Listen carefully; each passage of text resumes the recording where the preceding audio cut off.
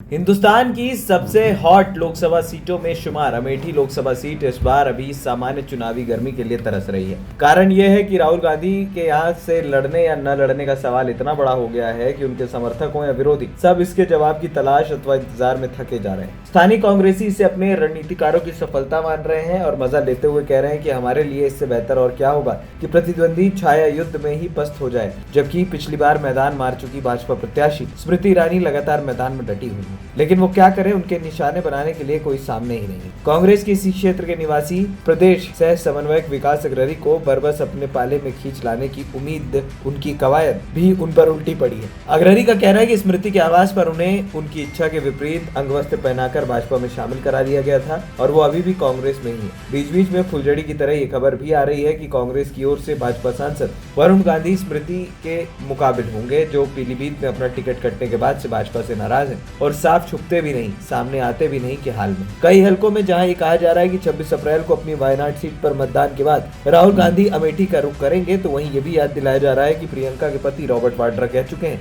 कि अमेठी चाहती है कि वो अपनी राजनीति का आगाज अमेठी से ही करें। वहीं ऐसी चर्चाओं के बीच स्मृति की दरपोतिया कोई भी आए हारेगा ही जैसे बयान तक जा पहुंचने में भी संकोच नहीं कर रहे। खबर है कि वो अप्रैल 29 को गाजे बाजे और शक्ति प्रदर्शन के साथ नामांकन करने वाली हैं, जबकि स्थानीय पत्रकार अमेठी के पल में तोला पल में पाशा वाले उस स्वभाव की चर्चा कर रहे हैं जिसके चलते न उससे नाराज होकर किसी पार्टी या प्रत्याशी को शिकस्त खिलाते देर लगती है और न ही खुश होकर सिर पर बैठाते। पत्रकार की माने तो अमेठी गांधी परिवार का वैसा गढ़ भी नहीं है जैसा प्रचारित किया जाता है। गढ़ होता तो लोकदल के शरद यादव 1981 में, बसपा के काशीराम, महात्मा गांधी के पौत्र राजमोहन गांधी 1989 में, बसपा के काशीराम 1989 और आम आदमी पार्टी के कुमार विश्वास 2014 की तरह ही गांधी परिवार के राहुल 2019, उनके चाचा संजय गांधी 1977 और चाची मेनका गांधी 1984 को भी करारी हार का उपहार नहीं देती। जहां तक हराने की बात है तो हरा तो इसने 2014 में स्मृति ईरानी को भी दिया था। तफसील में जाएं तो अमेठी में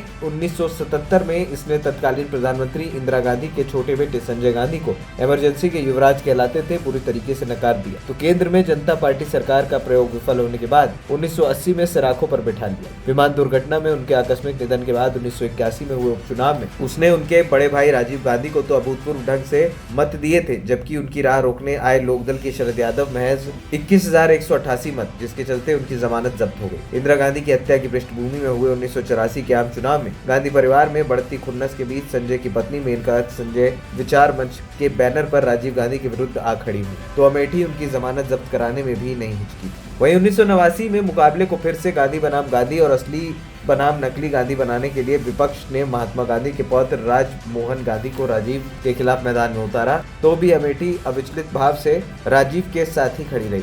1999 में सोनिया गांधी ने संजय सिंह को भारी अंतर से हराकर उनकी सही जगह बता दी। अनंतर वो अपनी सास इंदिरा गांधी की रायबरेली सीट पर चली गई और अमेठी राहुल को सौंप गई। तो 2004 और 9 के चुनाव में बसपा प्रत्याशियों को हराकर जीते और भाजपा तीसरे नंबर पर खिंचती जाती रही। 2014 में स्मृति ईरानी बसपा को ढकेलकर दूसरे नंबर पर आई और आम आदमी पार्टी के कवि प्रत्याशी कुमार विश्वास को 25,000 वोट और चौथा स्थान मिला। 2019 में स्मृति ईरानी ने राहुल गांधी को बड़े मार्जिन से हरा दिया, लेकिन अब 2024 में राहुल गांधी यहाँ पर चीजें क्या पलट पाएंगे, ये देखने वाली बात होगी। ANP टाइम्स की रिपोर्ट।